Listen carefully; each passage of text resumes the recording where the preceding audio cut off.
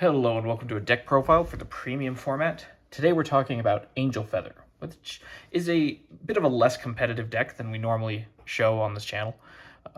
But Angel Feather is really interesting to play and build, and I think it has a lot of potential. This deck feels like it's just one or two cards away from being potentially an unfair deck. Angel Feather, for those of you who don't know, is a clan based around manipulating the damage zone, which is a really rare ability in Vanguard and a really powerful one.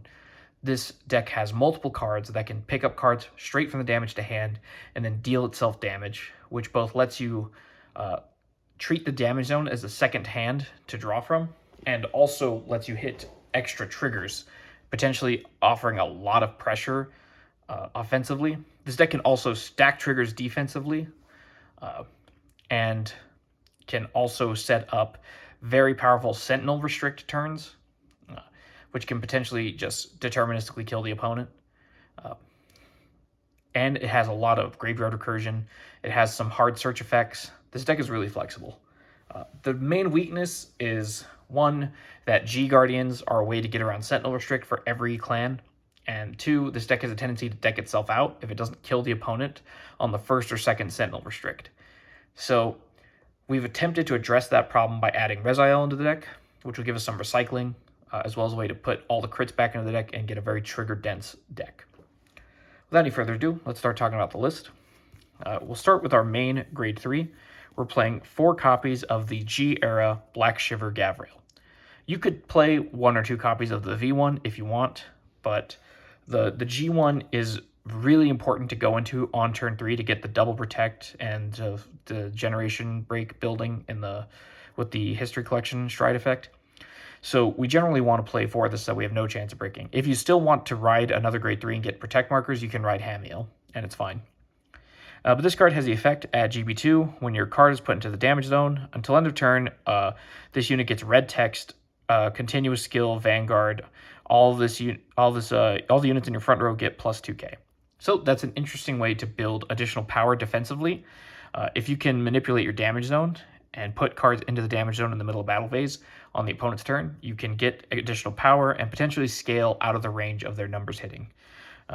The first one right away will put us up to 13 on our Vanguard, and then the second one will put us up to 15, putting us above average power. And if we hit a defensive trigger, sometimes that means they no longer hit for magic numbers, which is really strong.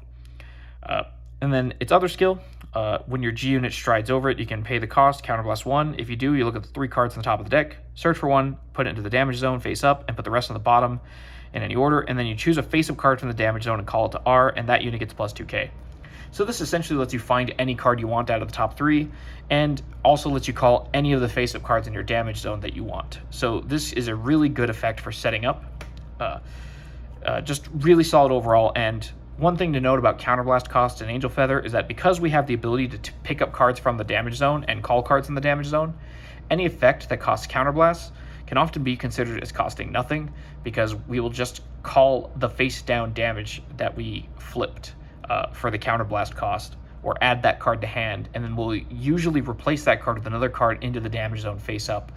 So we can essentially treat most of the counterblast costs as self-refunding. You can think of it almost like everything has countercharge attached to it in terms of how broken the resource generation is for Angel Feather. So that's our main grade 3. We want to ride this basically every game, but if you're going second, riding Hamel is fine.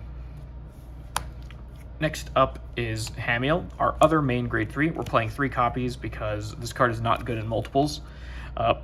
This says on V or R when it's placed, if you have a Vanguard with black in its name, notably, it has black in its own name, and Gavrail has black in its name, so all of our good grade 3 ride targets have black in their name. You can counterblast 1 and call a card from the damage zone to R and deal 1 damage to your Vanguard. Notice that because it says deal 1 damage, that means we get any trigger effects, and this ability can only be used by a card of the same name once a turn. So it's a hard once per turn effect, and you're going to see that's a recurring thing with Angel Feather. A lot of these effects are hard once per turns.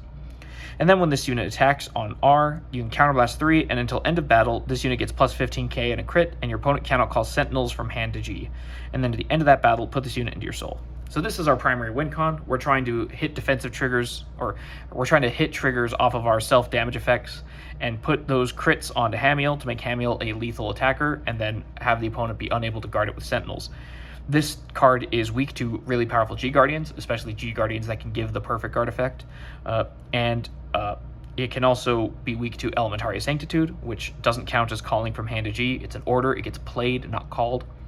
And also, there are some decks like Gurgwit that are capable of calling perfect guards from zones other than hand, like from the top of deck. So this card can be stopped by all of those effects. But if the opponent can't get one of those effects and they have to G-Guardian, they often have to G-Guardian twice to guard this, because we can make this easily hit into the 60s if we're really careful. And if the opponent does guard our lethal swing, we can just pass the turn and leave them with no counterblast, which is a really strong option in Angel Feather. You can force the opponent to take lethal or guard lethal and get no counterblast every single turn if you're careful. This is really strong, and the ability of it to put itself in a soul is not a big deal, or the mandatory putting itself in a soul is not a big deal, because if we can soul blast this out, it's very easy to get it from drop zone back into damage zone, and then from damage zone into play or into our hand. Next up is the single copy of Resile. One thing to note about Resile is because it does not have black in its name, it will turn off a lot of the effects in our deck, but that's fine because we're going to use this when we're at the end of our rope. This has a skill: when it attacks a Vanguard, you counterblast 1, you choose up to 2 cards from the drop with different grades, and total grade less than or equal to the number of cards in your damage zone, and then you call them to R. And then it has the Divine skill: Soul Blast 1, return all crits from your drop to the deck and shuffle it, and this unit gets Drive +1, and then until end of the fight, which is the rest of the game, you get the skill. You can't ride units without Resile in their name, and you get, when your damage check reveals a trigger other than heal, if it's your 6th damage, you get to heal a damage. So all your crits become heals essentially when it's the last damage of the game, which is a really strong effect. And because we are often able to put back so many crits at the very end of the game, we can make this basically almost guaranteed to go off, and that can really mess up the opponent's plan to kill us. We can also often hit triple crits on the turn we swing with this, and this can reanimate any of our cards with Sentinel Restrict. We have 2 options for Sentinel Restrict in the deck. This can call either the Hamel or the other one. And Hamel, while it needs a black Vanguard for this first skill, it does not need a black Vanguard for the Sentinel Restrict. So we can often get our full power aggression, even if we can't get our full power setup. This card's really strong, and the amount of crits we can recycle back into the deck can often buy us a second turn on top of the first turn of not decking out, which means that we can then stride over the Resile on the next turn and still get a good value out of our Vanguard. And we actually have Vanguards in the G zone with really powerful effects to go into in the late game, so this can be a really solid win con. Next up is our grade 2s, and we're starting with 4 copies of Jafkiel. This is our primary damage zone manipulator. This has the effect: when it's placed on V or R, you counterblast 1, and this unit gets 3k power until end of turn, and you return a card from the damage zone to your hand, and if you did, deal 1 damage to your Vanguard, and it has the hard once per turn clause. So you can't use multiple copies of this in the same turn. This is really flexible. We basically are just going to turn the card we want face down and add it straight back to our hand. This means that any card in our damage zone we can easily get and use with very little effort. And also, if the card in our hand is something mediocre, we can try to fish for a better card. And again, this activates any triggers, so this could get some really good early grade 2 rush power if we hit a crit on the second part of the effect. Next up is 4 copies of Zabania, Black Dream Zabania. This has Rescue 1, which is a keyword specific to Angel Feather. It's going to be a damage manipulation ability. GB1, when this unit's placed on R, if you have a Vanguard with Gavrail in its name, counterblast 1, soul blast 1, put a card from hand into damage zone face up, and then you choose a face up card from the damage zone, call it to R, and this unit gets plus 2k, and then you choose a card from your damage zone and heal it, and then you deal your Vanguard 1 damage. So this is really strong. The cost of putting a card from hand into damage zone face up is not actually a bad cost. It's a really good cost, because we can put protect markers, quick shields, and the guardian shield into the damage zone face up. Those are cards. This doesn't specify unit cards. That means we can effectively heal a damage, because we'll put 1 into damage zone face up, which means we're at the same damage because it fizzles in the damage zone. Then we're going to heal. Then we're going to call a card from the damage zone, which means we're at 1 less damage. Then we're going to heal a damage, so we're at 2 less damage, and then we're going to deal ourselves a damage, going back to 1 less damage than we started. On top of that, we're also going to manipulate 2 cards out of the damage zone. One of them is going to be called, and one of them is going to be healed, and we're going to deal ourselves a damage. So this can help us change the cards in our damage zone really aggressively. And the fact that it calls to R means that a lot of the on-place effects of our deck will be active right away. This card's just really strong. The fact that it can let us heal the damage at will is really powerful. It gives this deck a lot of stall power, which again is why deck out is such a big weakness. We can control our damage zone so effectively that really the only enemy is our own deck count. And then next up, we have 1 copy of Black Mapping Salafiel. This has, when it's placed on V or R, you Soul Blast 1 and heal a card from the damage zone, and if you did, you deal 1 damage to your Vanguard, and then it has the hard once per turn clause. And then during your turn, if a new card is put into the damage zone, this unit gets plus 10k when it's on rear guard. So this is a good attacker. It's also good for just cycling through the damage to try to hit triggers, because this will just heal 1, deal 1, and also it costs Soul Blast and not Counter Blast, so it uses a different resource, which is nice, and it's another way to get cards out of our soul into the drop, and then we can get them from the drop into the damage. So it's just a really solid role player, but we don't want to play too many of these because it doesn't plus any cards to hand, and it doesn't really help us build a board. It just helps us try to hit a trigger, so we want 1 copy exactly. And then next up is a single copy of Candle Celestial Serial. This is a hard search effect. When it's placed on V or R, you Counterblast 1, Soul Blast 1, and you search your deck for a normal unit, put it into the damage zone, shuffle the deck, and then if you did, you choose a card from your damage zone and heal it. And then if your damage zone is 1 or less face down cards, it gets boost. Again, we're really good at making sure all of our damage is face up, so we can actually get the boost relatively frequently if we want to, but it's not super important.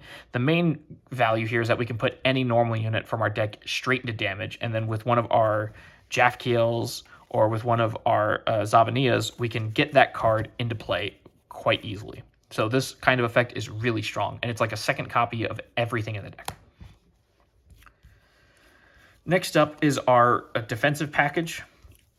We're playing 2 copies of Black Relief. This one always gets me. Aratoran. This is GB1, which again we'll be at GB1 every turn from turn 3 onwards because we have a history collection stride. GB1, Counterblast 1, when a card is put into your drop zone from your damage zone due to the effect of a rescue ability, you can pay the cost. If you do, you call the card that was put into drop to R in the same column as this unit. So the combo is you set up this grade 2 in your damage zone face up, or just in your damage zone, and then you go into this G Guardian, which has a rescue ability, and you heal this card out of your damage, which will then trigger your Aratoran and allow you to call it to the same column. And this guy, when he's placed, you Counterblast 1 and discard a card, and you choose one of your opponent's rear guards, and your opponent puts all the cards from R and drop with the same name to the bottom of deck. So if your opponent has multiple units with the same name, this can get rid of all of them with 1 CB. This can also get rid of problematic stuff in the drop like Skull Dragon from Grand Blue, which is really strong. And this is pretty easy to set up. Again, we can search for any normal unit to put it into our damage with this card, so we can always find this card when we need to. And this combo costs a total of 3 CB, because Counterblast 1 for this, Counterblast 1 for this, Counterblast 1 for this. But again, we're really good at putting a bunch of face-up cards into the damage zone whenever we want to. So this can often just end the opponent's turn, especially if they're playing, like if you're playing against Shiranui and they have restanders. If you block the first restander with a G Guardian and then you call this, you can put both the restanders to the bottom of the deck if they have the same name. And then your opponent just has a Vanguard swing. And we're a Protect client, so we can just PG the Vanguard swing 9 times out of 10. So this gives us a really good option for defense, which helps us play for the long game. We can hopefully just run our opponent out of defensive options for our Sentinel Restrict, keep forcing them to guard it. And if they can't guard it, they'll just take a ton of crit and die instantly.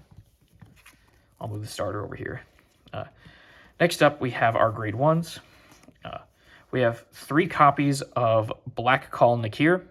This is the typical V-era grade 3 checker. You check the top 5 when it's placed. For a grade 3, you add it to hand, and if you did, you discard a card. And then it gets 5k if a new card is put into any player's damage zone this turn. So this just helps us hit good numbers because it's a 13k booster or attacker. It helps us find our Gavrails and Hamels and our Resile if need be. and discarding is not a huge cost because we have lots of ways to get stuff from the drop zone into the damage zone and then from there into our hand or in play. And then next up, we have 3 copies of Black Closure Zophiel. This is another damage zone manipulator. When the attack hits, when it's on V, you draw a card, and then when you place this on R, if you have a Vanguard with black in the name, you discard a card from hand, you return a card from the damage zone to hand, and then if you did, you deal 1 damage to your Vanguard. And this ability may only be used by a card with the same card name once a turn. So this is a counterblast free way to manipulate the damage, which is really strong. Means that we can essentially countercharge with this. We can end up with more face-up damage than we started, which is really nice. And it's a nice ride target going up from a 0 to 1 because of the draw card, especially when we're going second. And overall, just a really solid role player in the deck. We have all these once per turn effects. We have this once per turn effect. We have this once per turn effect. We have this once per turn effect. We have this effect, which is not once per turn, but is hard to do multiple times. And then we have this once per turn effect. So having a variety of names that all do a similar effect is really good when all of them are restricted by name to once per turn. And then next we have a weird one-of utility package. First, we have Bellyful Med's Angel, which on R, as an act skill, you put this into Soul, and you swap a unit card from your hand with a card in the damage zone. And this ability may only be used by a card of the same card name once a turn. So this is a -1, technically, because you play this and then you stay card neutral with the swap, so you're down 1 card. But you can get any card from damage back into your hand, which is really nice. And you have to put a unit, so you can't put a Quick Shield, Guardian Shield, or Protect marker, so you don't get to heal the damage of this effect, but it does let you get any card you want for the cost of no CB, and it builds the soul, which is a relevant thing. Next, we have Kind Care Sartail. At GB1, as an auto skill in R, when your card is put in a damage zone, you can put this unit on the bottom of the deck, and if you do, you soul charge 1, you choose a normal unit and a trigger from the drop, you return them to the deck, and you shuffle your deck. So you're going to soul charge 1, but then you're going to add 3 cards total between this, a normal unit, and a trigger unit from drop. So you'll end up with more cards in deck than you started. And the fact that this puts itself into the deck, onto the bottom of the deck as the start of it, means you won't ever deck yourself out at any point in this process. If you have 1 card in deck, you'll put this on the bottom, have 2 cards in deck, soul charge 1 card in deck, and you'll put the 2 cards from drop into deck, and you'll have 3 total. So this is just a way to get recycling. We can choose a perfect card or a really important card like Hamel and put it into the deck, or Resile and put it into the deck. And then we can just keep using this every time we draw it and keep putting it back into the deck to keep ourselves from decking out. We keep netting additional cards in deck. It's really strong, and it's essential because deck out is the enemy. Next up, we have Aedroid Lamido.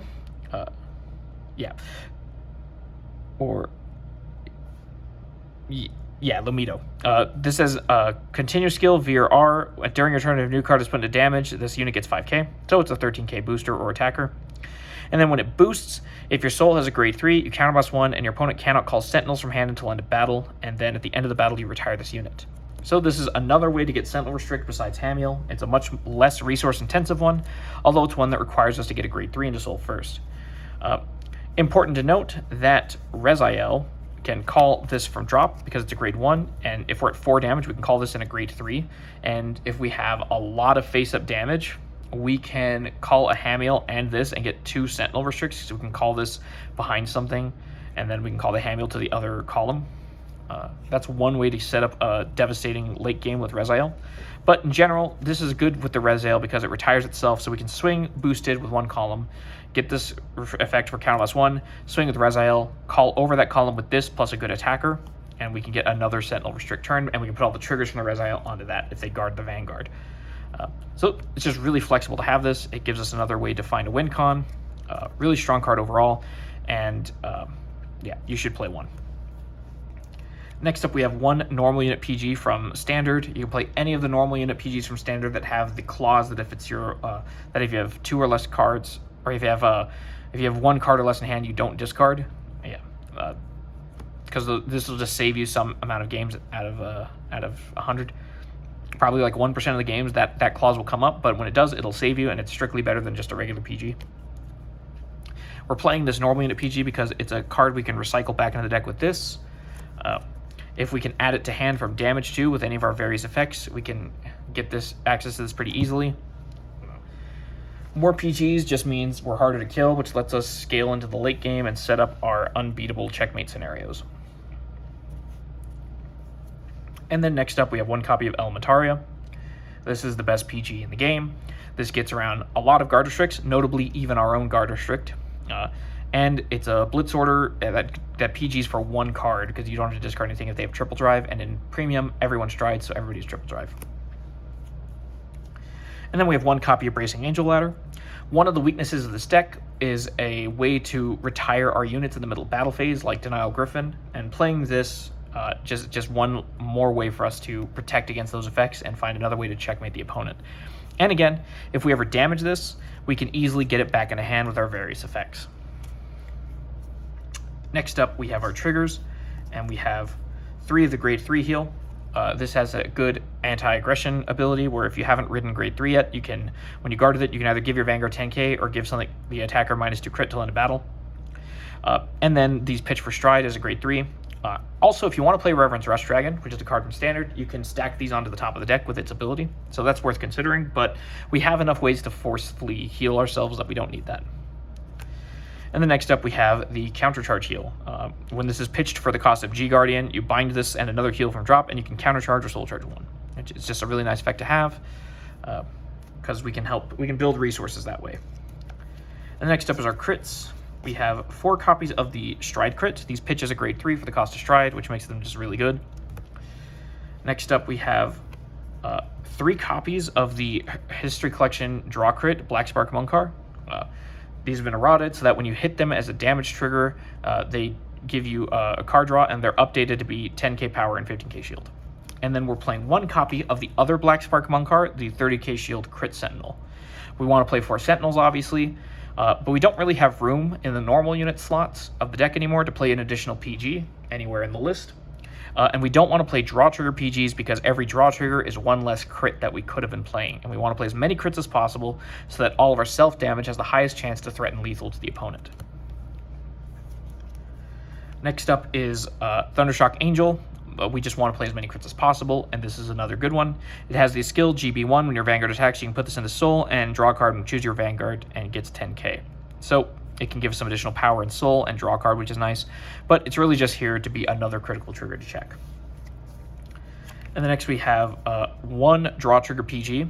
We unfortunately have to play one of these because we have 1 PG, 1 Elementaria, 1 Crit Sentinel, and we don't have room to play any more PGs in the main deck, so we have to play one of these because Black Spark of Munkar is the same name for the Crit Sentinel as it is for the History Collection Draw Crit, and the Draw Crit is better than the Crit Sentinel, so we would like to play as many copies of that as possible. You could play a 2-2 split if you don't want to play this Draw Trigger PG, and it would be pretty good. That would give you the most number of crits possible. But 1 Draw Trigger PG is fine, and PGs are in general slightly better than Crit Sentinels because they can guard anything, whereas a Crit Sentinel will sometimes fall short. And then next up we have 1 stand trigger, Doctoroid Refresh. This is a really good stand trigger, which justifies it not being a crit. This has the effect as an act skill on R at GB1. Counterblast 1, put this unit on the top of the deck, and then choose 2 cards from your damage zone and put them on top of the deck. Shuffle the deck, and for each card you put with this effect, you put the top card of your deck into your damage zone face up.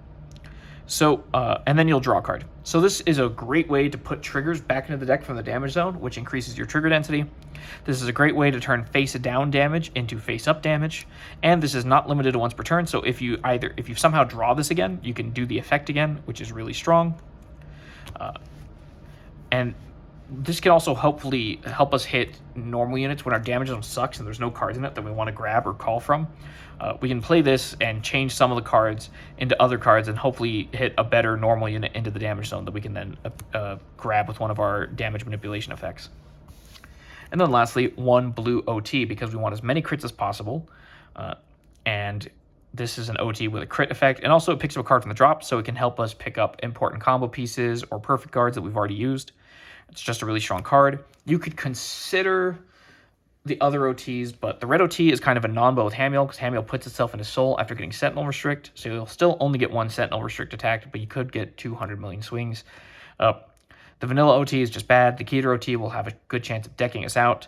The black OT gives us more damage manipulation, but we already have so much of it that we don't really need more. Other decks play the black OT because they wish they had our damage manipulation, but we already have Angel Feather abilities, so we don't need to play that one. So overall, I think the blue OT is just best. It's just one more crit, which increases your chances of winning by that much. And then next up, we have the G-Zone. First off is our History Collection Stride. This is Holy Seraph Uriel. These have been eroded so that they have their on hit always activates, and they have an act skill from the G-Zone. If you're on a specific grade 3, in our case Gavrail, and you haven't received an imaginary gift, you can pitch cards totaling to grade 3 and stride into them in the main phase, and then turn the other copy face up, and you get 2 protect markers in this case. Getting 2 protects is really solid. It means that if we go first, we're almost certainly not going to die to the opponent's first stride, because we'll have multiple perfect cards. And this also has a really good on hit. When it attacks a Vanguard, when the attack hits a Vanguard, and remember these always activate, you look at the top 3 cards of the deck, you choose up to 1 card from among them and put it to your damage zone, and then you shuffle your deck, and if you put a card in your damage zone, you choose a face-up grade 2 or less card from the damage zone and call it to R, and this gets plus 2k, and it gets plus 2k. So this lets you continuously chain your damage manipulation effects. This helps you get cards out of the damage zone that you want into play. It's just another great way to set up and get some nice early aggression. I think it can potentially also turn this into a 5-attack turn if you're lucky. Next up, we have our main stride, 3 copies of Holy Seraph Zafkiel. This is probably the hardest card in the deck to play and also the most important to learn. This has the Act skill on V. Once per turn, discard a card from your hand, choose up to 3 cards in total from your drop and circles other than V, and put them into your damage zone face up, and then all your front row units get plus 10k until end of turn for each normal unit put, and this unit gets plus 1 drive for each trigger unit put. And then for each card put, choose a card from your damage zone and heal it. So you'll stay at the same amount of damage, but you can take all the face down damage out of your damage and heal it, because you'll very rarely have more than 3 face down damage in this deck. And then you can set up any cards from your drop or play back into the damage zone for you to manipulate them. So this is primarily how we get our cards from drop back into damage. This is a really strong effect. And it threatens the opponent in 2 different ways. You can either go for a lot of drive checks or for a big front row. Both of those are good with Hamel. Hamel benefits from the extra drive checks because you'll have more chances to hit crits and put them on the Hamel. And the front row power will make Hamel harder to guard. So it's often correct to go a mix of the 2, like 2 normal units and 1 trigger, so you get 4 drive checks and plus 20 to the front row, which will make Hamel hit for 47 minimum, which is really strong. And then any additional crits you hit can make that into 57, 67, and you're rapidly hitting into numbers where even the over trigger can't guard it. So this is just really strong. It's really skill testing. The sequencing gets really complicated with this card, because you often want to turn a bunch of damage face down and then use this effect, but then sometimes you only want to activate this after you've already got your board set up. Sometimes you want to use this to get to a setup board when you don't have anything good, so on and so forth. It can be quite difficult to sequence this card correctly, but it is easily the most important card to learn how to sequence. So practice with this card a lot, and you'll find that really the sky's the limit with what you can do with Angel Feather. This deck, at times, feels broken.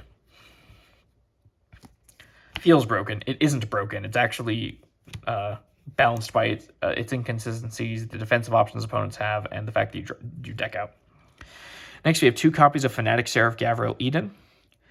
This has a Rescue 1 ability on the Vanguard. As a once per turn act skill, you can Soul Blast 1, choose a face down card of the same name as this unit, and turn it face up. You can choose a card from the damage zone and heal it, and then deal your Vanguard 1 damage. Another way to just hit triggers and get cards out of the damage zone. And then when this unit attacks, you choose up to the same number of cards from your damage zone as face-up cards on the G-Zone and call them to separate R.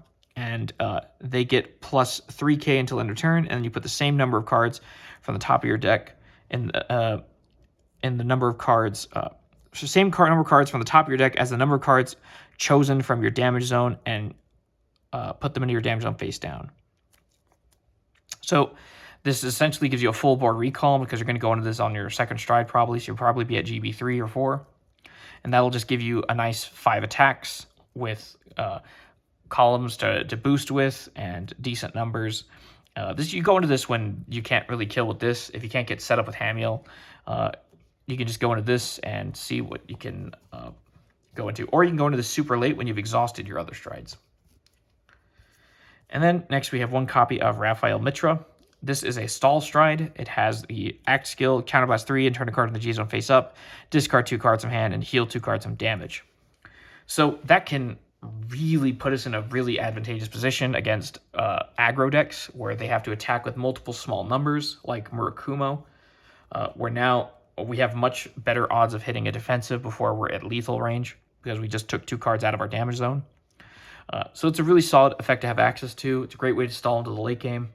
This deck is really good at stalling when it wants to. Next up, we have one copy of Holy Seraph Basaciel. This is both a closer and a stall card, which is really interesting. It has GB3 when it's placed until end of the fight. The number of cards in your damage zone for you to lose becomes 7. And if your G zone had 5 or more face-up cards in this unit was placed, it becomes 8 instead of 7. So this is a really strong effect. A lot of decks come just shy of dealing 7 damage. They deal exactly 6 to you to kill you on the lethal turn. And this card will make that impossible. And then it has the act skill, counterblast 4, and until end of turn, when your opponent would call cards from hand to G, they must call the same number of cards as the number of cards in your damage zone or more at the same time. So this is a really solid closer effect. If you have 5 cards in damage or 6 cards in damage, because this makes you lose at 7 or more, you can make your opponent ditch 6 cards to guard 1 attack, which is insane. And then another thing to note with cards like this that make you lose at higher numbers of damage than normal, if you go up to 6 with this, your opponent can no longer heal. Because when they're at 5 and they check their last damage to see if they hit a heal trigger, they compare damage to yours. They're at 5, you're at 6. The heal doesn't go off, and then then the trigger goes to the damage zone, and they're at 6, and they lose the game. So these effects are really strong for denying the opponent outs in terms of defensive heals. You can set up this, purposely go up to a high amount of damage, and then threaten your opponent with an unbeatable guard restricted combo. And if they don't have ways to guard that Hamel, they can't heal out of it. They have to guard it or they're dead.